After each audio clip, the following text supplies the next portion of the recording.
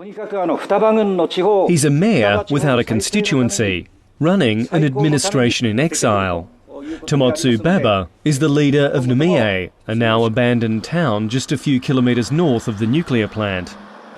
Post-meltdown, this is his headquarters, a makeshift office well outside the nuclear no-go zone.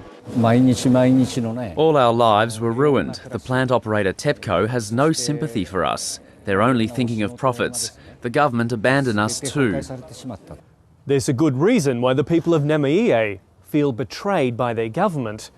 Right after the meltdowns, the people here fled to the northwest, away from the plumes of radiation.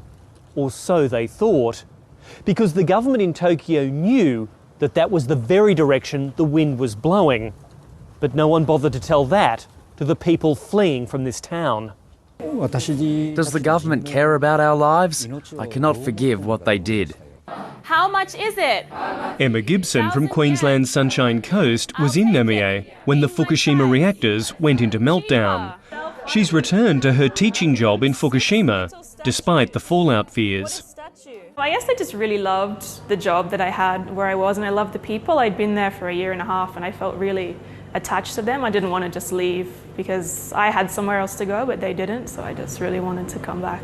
Emma Gibson's commitment to her students has won her many friends in Fukushima. Even though Fukushima was contaminated by the meltdowns, she returned. I wish more people would follow her example and return to Fukushima. The people of Namie once earned their living from the nuclear plant. Now the town sits abandoned because of it. It's hoped that within a few years this poisoned ground can be decontaminated and people can return. I don't want people to be discouraged. I want townsfolk to have hope.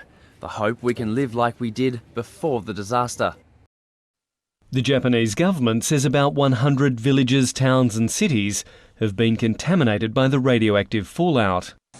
While most can be cleaned up, those near the melted reactors may remain abandoned for decades, or even forever.